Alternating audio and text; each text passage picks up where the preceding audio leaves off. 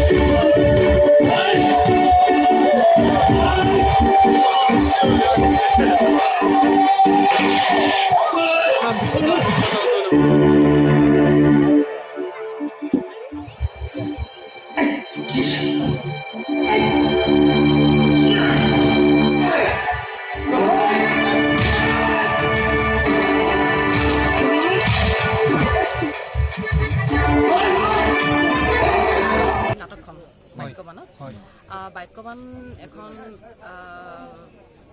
বাস্তৱধৰ্মী সামাজিক নাটক। এইটো অকল বাস্তৱধৰ্মী সামাজিক নাটক এখন, এইটো ক'বলৈহে নহয়, হয়তো সঁচাকৈ এখন বাস্তৱধৰ্মী, কাৰণ ইয়াত মৌলিকতা আছে এইখন নাটকত।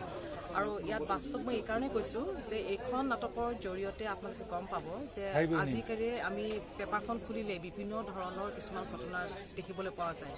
গতিকে সেই ঘটনাবোৰ যেনেকৈ নাৰী নিৰ্যাতন হওক, নাৰীৰ ওপৰত অত্যাচাৰ হওক, গতিকে বিভিন্ন ঘটনা বা বলৎকাৰ হওক, এচিড ধৰা হওক, তেনেকুৱা বিভিন্ন ধৰণৰ কিছুমান কেছ আমি পঢ়িব পাওঁ পেপাৰতে হওক বা বাতৰিত। এইটো এটা বাস্তৱ ঘটনা, আৰু সেই বাস্তৱ ঘটনাটোৱে আমি আগুৱাই লৈ এখন নাটকৰ জৰিয়তে আপোনালোকক পৰিৱেশন কৰিছোঁ, এজন ভায়ক আৰু বায়েকৰ কাহিনীৰ জৰিয়তে। আৰু একচুৱেলি এই নাটকখন কৰাৰ উদ্দেশ্য হয়তো বহুতেই ভাবে এই নাটকখন কিয় কৰিছে। এই নাটকখন কৰাৰ উদ্দেশ্য এইটোৱে আছে যে এনেকুৱা ঘটনা যাতে সমাজত আৰু দুনাই নহয়। এই উদ্দেশ্য এইটোৱে। বাক্যবান ভাস্কৰ বৰ্মনে এখন সঁচাকৈ সুন্দৰ নাটক, পৰিচালনা ৰাজেশ ভূঞা, আৰু আমি সমগ্ৰ ৰাজমুকুট পৰিয়ালে খুব কষ্ট কৰি এখন নাটক উলিয়াইছোঁ। এখন মৌলিকতা দিবলৈ মানে দৰ্শকক চেষ্টা কৰিছোঁ, আৰু এইখিনি ভাবিছোঁ আশা ভালেই কৰিব। আৰু এতিয়াতো প্ৰথমটা দৰ্শনীয় হৈ গ'ল, দৰ্শকক বিপুল সঁহাৰি পাইছোঁ, খুব ভাল লাগিছে। আৰু বাঘ আৰু বীৰাংগনাৰ বিষয়ে অলপ কিবা? বাঘ ঠিক সেইদৰে অকল বাঘো এখন তেনেকুৱাই বাস্তৱ কাহিনীৰ ওপৰতে লোৱা, নতুন প্ৰজন্মৰ কাৰণে সুন্দৰ এটা মেছেজ আছে তাতে। নতুন প্ৰজন্মৰ যাতে খংটো, আজিকালি নতুন প্ৰজন্মৰ খুব চেণ্টিমেণ্টেল হয়, খংটো খুব বেছি। গতিকে সেই খংটোৰ কাৰণে বিভিন্ন ধৰণৰ ঘটনা দেখিবলৈ পোৱা যায়, প্ৰত্যেকখন ঘৰতে হওক, সমাজতে হওক, দেশতে হওক। গতিকে সেই খংটো যাতে দমন কৰিব পাৰে নতুন প্ৰজন্মই, গতিকে তেনেকুৱা এটা মেছেজ লৈ বাঘখনৰ এখন নাটক কৰা হৈছে। তাতেও ভায়েক আৰু বায়েকৰ দৰে এটা ষ্টৰী আছে। গতিকে নতুন প্ৰজন্মৰ কাৰণে বাঘখন এখন খুব সুন্দৰ এটা মেছেজ আছে, আৰু মই ভাবোঁ সপৰিলে চাব লাগে। আৰু বীৰাংগনা হ'ল এখন নাৰীকেন্দ্ৰিক নাটক, যিটো আজি নামটো দিয়াৰে পৰা খুব চৰ্চাত আছে, ইতিমধ্যে সকলোৱে জানে বীৰাংগনা। কিন্তু এটা কথা ক'ব বিচাৰিছোঁ যে অকল বীৰাংগনাই নহয়, আমি অকল বীৰাংগনাই গুৰুত্ব দিয়া নাই, তিনিখন নাটককে আমি সমান গুৰুত্ব দিছোঁ, যাতে দৰ্শকে তিনিওটি নিশা তেওঁলোকে এটা সুন্দৰ মৌলিক থকা নাটক তেওঁলোকে উপভোগ কৰিব পাৰে। Thank U.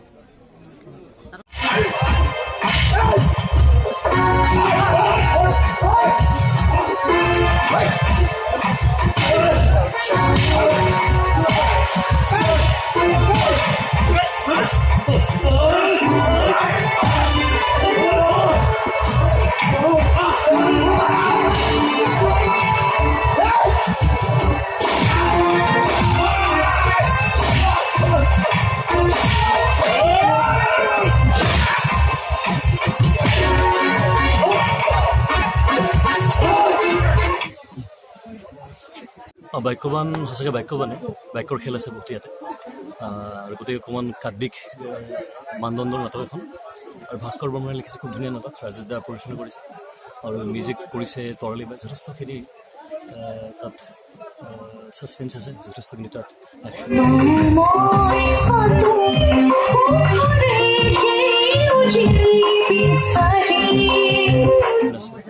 গান চান আছে আমাৰ সঞ্জীৱে তাত গান কৰিছে যথেষ্টখিনি ভাল কাম কৰিছে একশ্যন কৰিছে প্ৰধান দেউৰী মাইণ্ড ব্লয়িং একশ্যন গোটেইখিনি বস্তু ধুনীয়াকৈ সামৰি খাই গ'ল আছে গোটেই নাটক আৰু যেন ফাৰ্ষ্ট শ্ব' হৈ গ'ল আমাৰ যথেষ্টখিনি ভাল পাইছে মানুহে